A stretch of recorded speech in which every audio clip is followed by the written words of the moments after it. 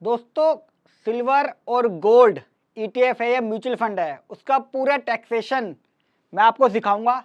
2 part में video बनाई है। आज पहले पार्ट में इन 8 सवालों के जवाब और दूसरे पार्ट में आईटीआर के अंदर कैसे उसको दिखाना है और जो हमें एक्सचेंज से शीट मिलेगी कैपिटल गेन की, उसको कैसे कंप्यूट करना है। तो दोनों पार्ट जरूर देखिएगा इंडिया के इकलौते प्रैक्टिकल चैनल एक्सपर्ट सी सचिन पे। चलिए स्टार्ट करता हूँ। गोल्ड और सिल्वर में कई लोगों ने बहुत प्रॉफिट कमाया है, कईयों को लॉस भी हुआ है। जिसको लॉस हुआ है उसको भी आईटीआर भरना जरूरी है, और प्रॉफिट वालों को तो सरकार निकाल के ले आएगी पताल से भी। कैसे कैलकुलेट होगा टैक्स, ये चीज देखनी है। लॉन्ग टर्म शॉर्ट टर्म कब कहा जाएगा, टैक्स रेट क्या अप्लाई होगा, क्या हम इसको बिजनेस इनकम दिखा सकते हैं, क्योंकि लॉन्ग टर्म पे 12.5% का टैक्स रेट है। आईटीआर में कहाँ दिखाना है ये भी एक हल्का सा ओवरव्यू दूंगा। क्या हमें रिबेट मिलेगी शॉर्ट टर्म या लॉन्ग टर्म सिल्वर गोल्ड पे। 1,25,000 की बेसिक लॉन्ग टर्म पे माफ है, इसमें मिलेगी। 4 लाख माफ मिलेगा, 12 लाख माफ मिलेगा, बहुत सारी चीजें हैं। लॉस किससे सेट ऑफ होगा और कैरी फॉरवर्ड कैसे होगा। गोल्ड में लॉस है, सिल्वर में प्रॉफिट है, सिल्वर में लॉस है, गोल्ड में प्रॉफिट है, कैसे करेंगे आपस में, किन किन रिकॉर्ड को मेंटेन करना है और टैक्स कैसे बचाऊं। पूरे 8 सवालों के जवाब। फर्स्ट टाइम आ रहे हैं, लाइक कर दे, सब्सक्राइब कर लें और वीडियो को जरूर शेयर करें दोस्तों, बड़ी मेहनत से बनाता हूँ वीडियो में। चलिए पहला पॉइंट बता देता हूँ आपको मैं। अगर आपने पिछले साल की बात कर रहा हूँ, फाइनेंशियल ईयर 25-26, जिसकी आईटीआर अभी भरोगे आप AY 26-27 के अंदर, या मैं बात करूँ टैक्स ईयर, कोई रूल चेंज नहीं हुआ इसमें। टैक्स ईयर 26-27 में भी सेम रूल है जो मैं बता रहा हूँ।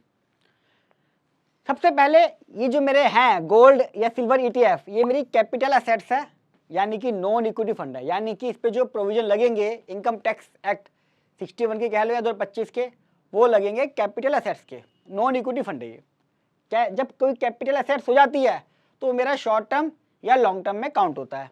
तो अगर आपका शॉर्ट टर्म में काउंट हो रहा है, कैसे काउंट हो रहा है, अगर आपने जो गोल्ड और सिल्वर खरीदे वो आपने खरीदने के 12 महीने के अंदर ही अंदर बेच दिए, तो वो शॉर्ट टर्म की कैटेगरी में आ जाएगा। अगर शॉर्ट टर्म आएगा तो स्लैब रेट के हिसाब से टैक्स लगेगा, यानी कि 4 लाख तक कुछ नहीं है, फिर 8 लाख 12 लाख तक है। और 12 लाख तक अगर आपका रहा, कोई इनकम नहीं है पूरे साल, सिर्फ शॉर्ट टर्म कैपिटल गेन है इसका, सिल्वर या गोल्ड या दोनों का मिला के, तो आप पे कोई टैक्स नहीं लगेगा। कैसे निकालेंगे, सेल माइनस कॉस्ट, सिंपल फंडा है। जो सेल बेचा एक्सचेंज पे और जो उसकी कॉस्ट थी खरीदते वक्त वो, बाकी आपने दोस्तों उधार लिया, उसे इंटरेस्ट पे करा, कोई भी खर्चा करा ना, फालतू खर्चा कोई नहीं देगी सरकार, काम की बात करनी है सिर्फ। लॉन्ग टर्म कैपिटल गेन कब काउंट होगा, जब आप इस कैटेगरी से बाहर आएंगे, यानी कि यहाँ पे क्या था 12 महीने या उसके अंदर बेच दिया तो शॉर्ट टर्म, और आपने 12 महीने के बाद बेचा तो ये आएगा लॉन्ग टर्म, इंडेक्सेशन नहीं मिलेगा और 12.5% का टैक्स रेट है। इसमें भी सिंपल फंडा है, सेल माइनस कॉस्ट करनी है। 4 लाख तक कोई टैक्स नहीं है, बेसिक एग्जम्पशन लिमिट इसमें मिलती है। यानी कि अगर मैं मान के चल रहा हूँ आपका सिल्वर या गोल्ड में या दोनों को मिला के टोटल 4 लाख का प्रॉफिट हुआ, कोई और इनकम नहीं है, तो आपको कोई टैक्स पे नहीं करना। बेसिक एग्जम्पशन लिमिट तक भी लॉन्ग टर्म कैपिटल गेन हो या शॉर्ट टर्म किसी और चीज़ में भी हो तो उसका बेनिफिट मिलता है। यहाँ तो 12 लाख था। अब एक बात सोचिए, एक ही एक्सचेंज, एक ही नेचर, शॉर्ट टर्म बना दिया, लॉन्ग टर्म बना दिया, यहाँ 12 लाख तक माफ, यहाँ 4 लाख तक माफ, 12.5% का रेट। कितना गलत है ये, कितनी चीजें गलत हो जाती हैं हमारी। एक ही तो इनकम है, एक ही एक्सचेंज पर हो रही है, इतने सारे रूल क्यों बना दिए।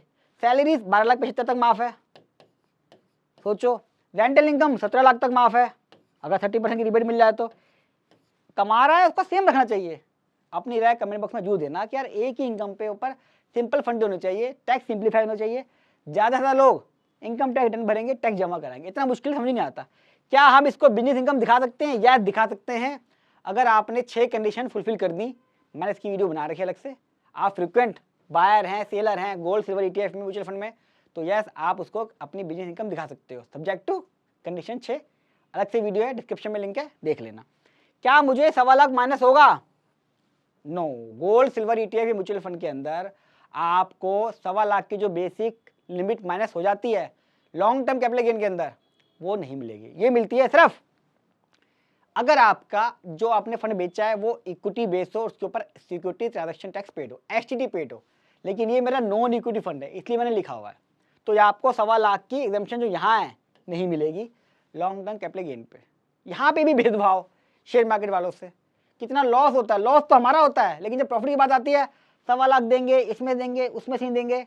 इतनी कंडीशन लगा दी हैं और कहने वाला कोई है नहीं दोस्तों। जिस दिन मैं एफएम बनूंगा सारे टैक्स रेट एक जैसे होंगे। अब आपको समझ में आ गया बेसिक फंडा। अब आते हैं पांचवें पॉइंट पे, loss, short term capital loss.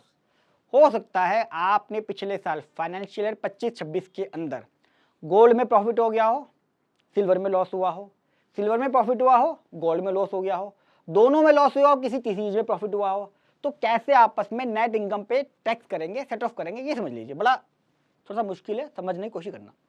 अगर मेरा किसी में भी गोल्ड में या सिल्वर में शॉर्ट टर्म कैपिटल लॉस हुआ, हालांकि लॉस कम लोगों को हुआ, फिर भी हो सकता है लॉस हो जाए।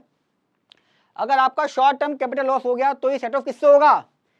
शॉर्ट टर्म कैपिटल गेन से या लॉन्ग टर्म कैपिटल गेन से ही सिर्फ।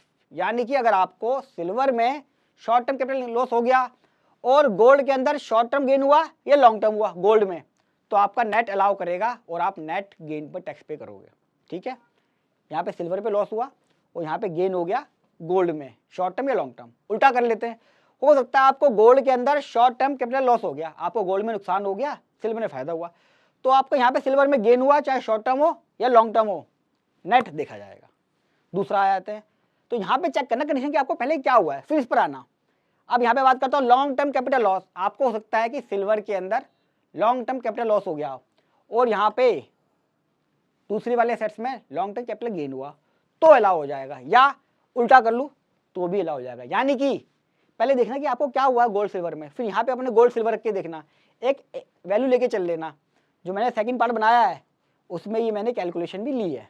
पार्ट 2 बहुत इंपॉर्टेंट, देखना, सब्सक्राइब कर ले, अगर नहीं करा तो वो वीडियो देखना।